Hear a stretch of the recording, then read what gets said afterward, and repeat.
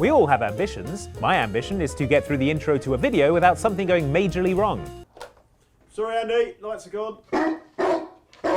Sorry, Andy, I let some dogs in the studio. Sorry, Andy, I think the chair's on fire. 3. Wow, 3 things. New record. Although ambition is an admirable quality, sometimes it goes too far, as in the case with these ambitious video games that overpromised, underdelivered, and ended in disappointment. Enjoy and remember this important lesson. Seriously, can we get those dogs out of here? Ragnarok has begun.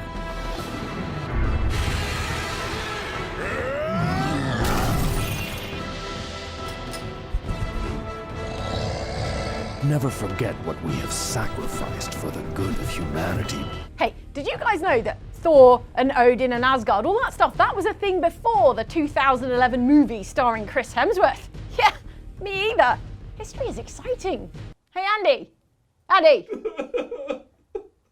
He's crying. It turns out Norse mythology traces its roots back many centuries to ancient Scandinavia. Norse mythology-inspired action RPG 2 Human, meanwhile, can trace its own origins back nearly as far, so protracted was its development history. Odin's technology makes gods of men. 2 Human was an Xbox 360 exclusive that reimagined ancient Norse myth as high-tech science fiction, in which you play cyber god Baldur, who protects humans from bad robots.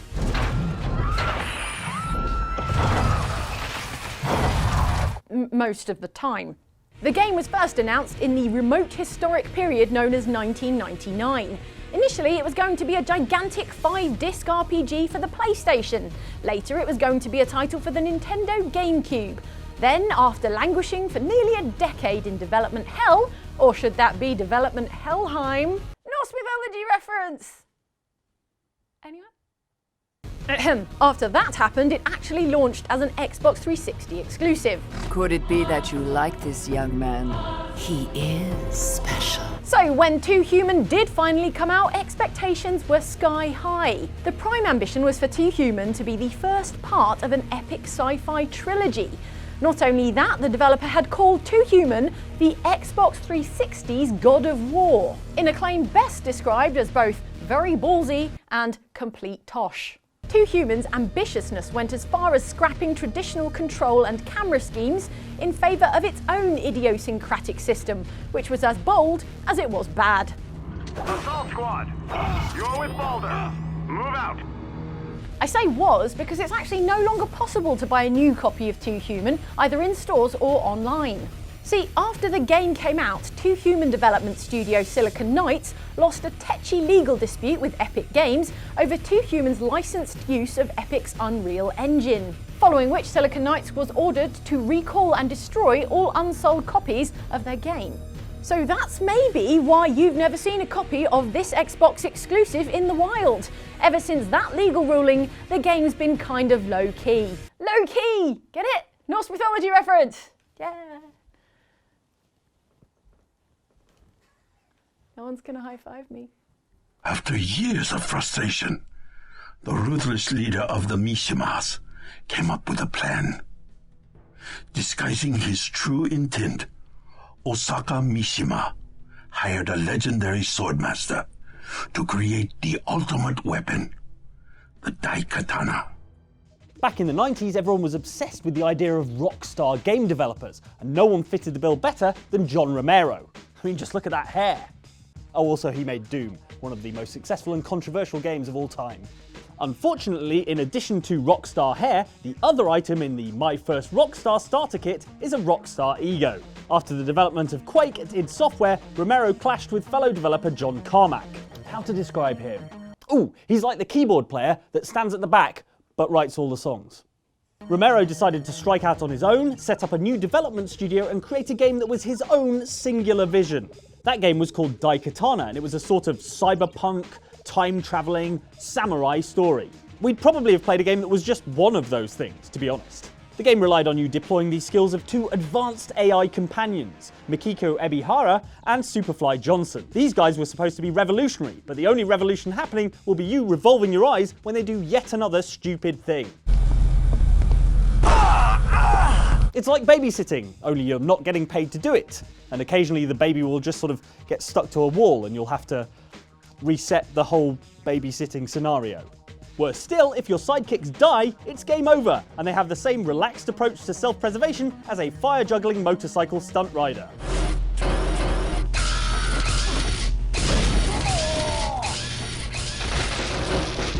To be fair, even babysitters don't get paid if that happens. Daikatana was a hugely ambitious shooter RPG, but it just didn't work, making it one of the most high-profile video game flops of all time, and mostly putting a stop to the whole obsession with Rockstar game developers. Not to be confused with Rockstar Games. People are pretty obsessed with those guys. Red Dead Redemption 2, woo! Every 15 minutes.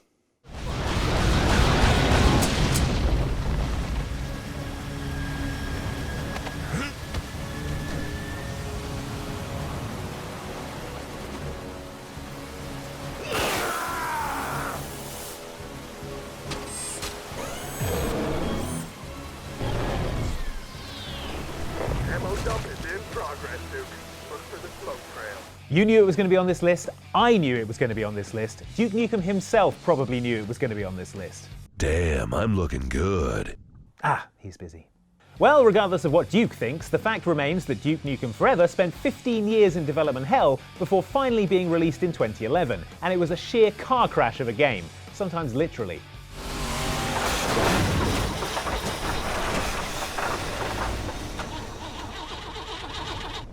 The reason for Duke's failure was the game's overreaching ambition. Its developers wanted Duke Nukem Forever to be groundbreaking in its gameplay and cutting edge in its technology, and so they ended up stuck on a never-ending treadmill of scrapping the game every few years and starting over. Watch out! Incoming! Alright, we got him. It was apparently a running joke at 3D Realms to stop director George Broussard from seeing new games, because he'd immediately want to take ideas from them and incorporate them into Duke Nukem Forever, causing more delays and more work for everyone. Kind of like how we don't let Mike watch competitive eating shows on TV because then he'll be off work for a week with stomach pain. That's not the same thing. It's the same thing. Among the cool-sounding features rumoured for Duke Nukem Forever were gunfights on moving vehicles, entering codes on keypads with Duke's fingers, dancing minigames, an inventory, a rideable motorbike, and using an in-game computer to send actual emails. None of those things are in the footage we're showing you at the moment because they were all scrapped over the years in attempts to force the game into something approaching a releasable state. Hey pal, what are you gonna do? Save the world all by yourself? Some of the ambitious ideas survived into the full game, although not as groundbreakingly as the developers might have hoped. Oh man! Good plan, Duke. 15 years. Is that it? What the hell? No! Come on, no! This is disgusting! Okay, I take it back. Totally worth it. Engine. Some kind of... Wait. International Genetic Technologies. That was the company from the dinosaur trial. Trespasser was originally conceived of as a digital sequel to Jurassic Park: The Lost World, back when a Jurassic Park sequel was something to look forward to, not a punishment from an angry god. In Trespasser, you play as Anne, the only survivor of a plane crash on Isla Sorna, dino cloning company InGen's Site B. Anne has to escape from the island using only her wits, her guts, and her health system, which is for some reason a tattoo on her boobs. Gotta stay alive long enough to get that thing lasered off, I expect. Prior to release, the developers of Trespasser claimed it would revolutionise PC gaming with a perfect, seamless world brimming with intelligent dinos. Unfortunately for them and us, the technology of the time meant that this was a lot easier said than done. As a result, Trespasser went majorly over budget several times, and features had to be fudged, stripped back, or removed entirely. And even then, some of the features that managed to stay in the finished game often didn't work the way they were supposed to. The planned Dino AI, for example, which was supposed to have the dinosaurs cycle through different emotions that would interact with the emotional state of other dinosaurs, never worked properly, which the developers fixed by just having the dinos be at maximum anger all the time. 4 shots. I'd probably feel the same way if I were in Jurassic Park Trespasser. There are still some groundbreaking ideas in the final game. It was one of the first games to have an open environment full of trees, the first game to use ragdoll physics, and the first game to use an AI-based behaviour and animation system called inverse kinematics. 3, 2. It also allowed you to interact with the world in a wholly new way with the use of Anne's right arm, with which you could pick up objects, wave them around, and throw them at things. However, the waggly arm action too proved to be a problem, since it was awkward to control and often ended up looking a bit weird.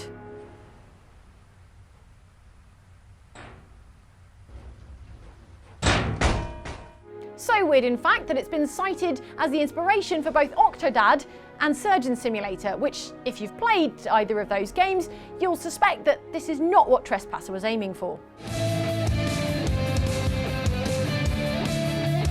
Eventually, thanks to many compromises, the developers managed to get the game into a state where it could be shipped and sold to people for money. Not many people, sadly, as thanks to bad reviews and poor word of mouth, it sold only about 50,000 copies.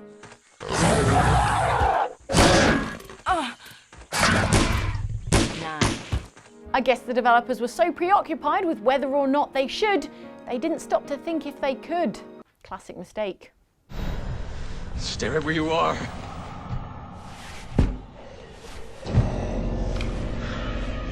Mr. President!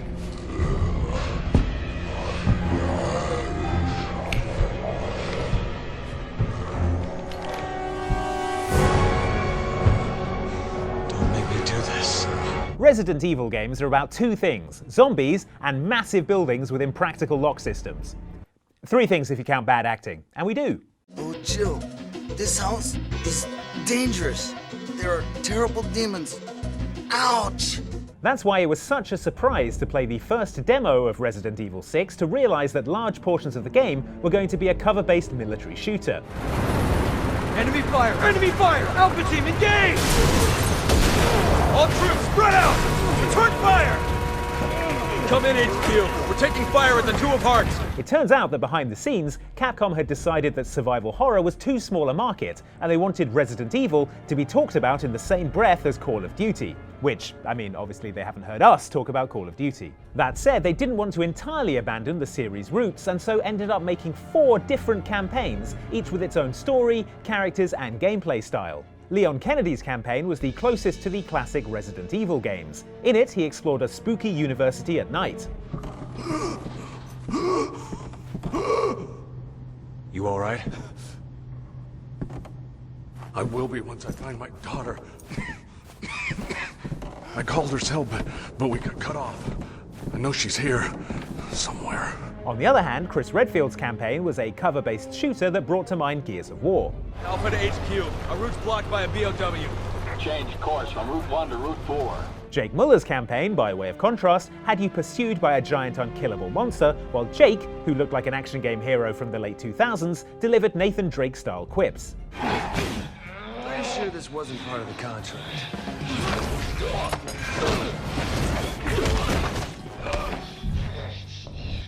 But I am willing to renegotiate. Finishing all of those unlocked a 4th campaign starring Resident Evil series regular Ada Wong. But by this point, most people had stopped playing because the other campaigns were mostly a boring trudge full of mediocre shooting that burdened you with an AI co-op partner dumber than the zombies you were trying to defeat. He's tracking us. Well, technically you.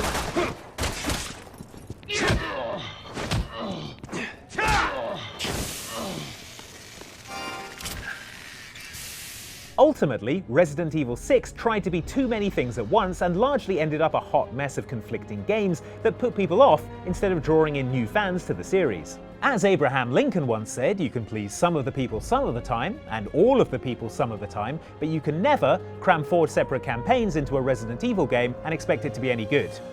I'm paraphrasing, he was ahead of his time. Still, after the poor sales of Resident Evil 6, Capcom went back to the drawing board, which led to last year's brilliant and terrifying Resident Evil 7, which really took the series back to its roots.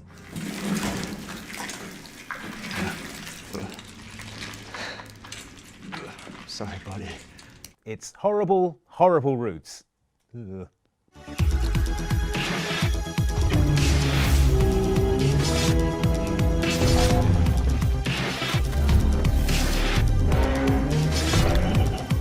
hard can it be to create an entire universe? I heard one guy did it all on his own in like 7 days. And I think he took one of those days off.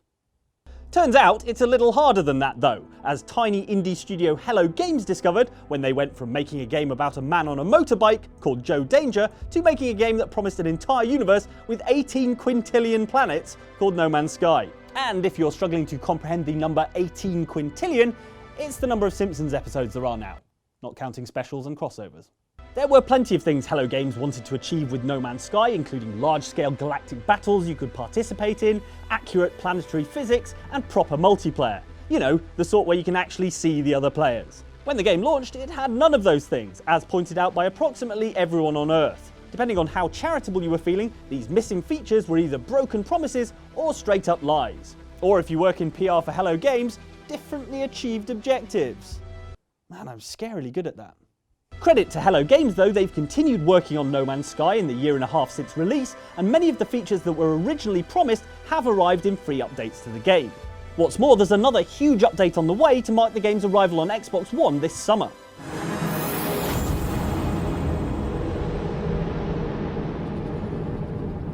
We're not sure exactly what No Man's Sky Next, as it's called, will include, but one thing's for sure, it's going to be another monster apology letter to everyone who felt wronged by the state the game was originally released in. Okay, Hello Games, our hearts are open and we're ready to love again. Right, I'm off to set up the outsidexbox PR department. We're not bad at games, we're just exploring the area underneath the difficulty curve. Yep, that's it. Print the press release. When you're designing and developing a game, the picture that you see in your head when you first come up with a game idea, like Fable for example, the picture in my head was of this amazingly lush world of every tree and every leaf being modelled and, you know, the character being so full of detail that it's amazing. Then normally in the past, the image that I've seen when the game's been finished just was 100 times less than what I saw in my head originally. Alright, let's get one thing straight. I like the Fable games. I like Fable 1, and I like Fable 2, and I like Fable 3, and those are all the Fable games. But what about... And those are all the Fable games. But despite healthy critical and commercial reception, the Fable series of role-playing games has never quite shaken off a reputation for making promises it didn't keep. And it all started with Fable 1, because that's how numbers work. Before the launch of Fable, the game's creator, Peter Molyneux, had talked some big talk about what his groundbreaking new RPG would bring to the Xbox.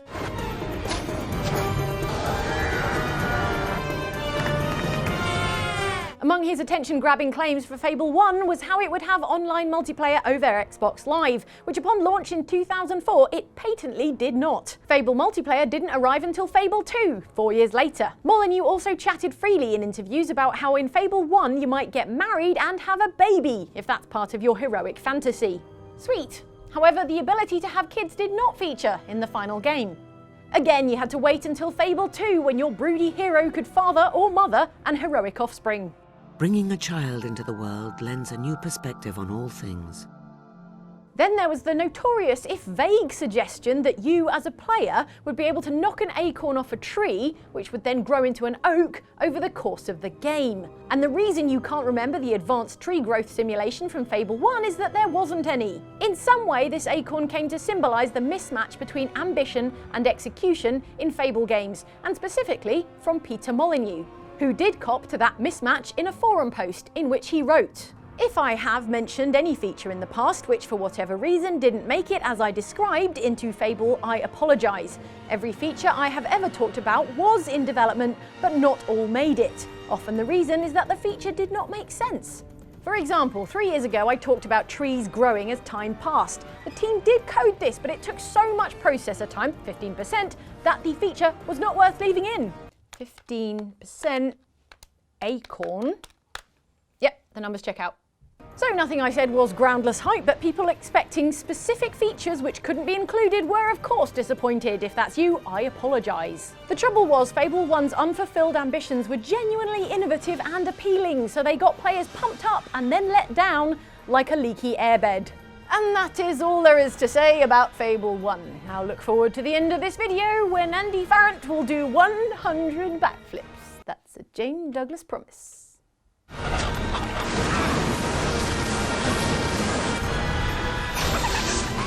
Jane, I don't think I can even do one backflip. I'm pretty sure you've overpromised here. Okay, well, all right, well, I'll get to that, but before you go, why not click on another video to watch? Up here, we've got a video from us, which is about games that you'll never get to play because they're never going to come out, but they look good. And down here is a video from Outside Extra about villains who think they're cooler than you. You going to stand for that? Absolute nonsense, all right. Here I go for the backflip. Oh, no, I'm okay.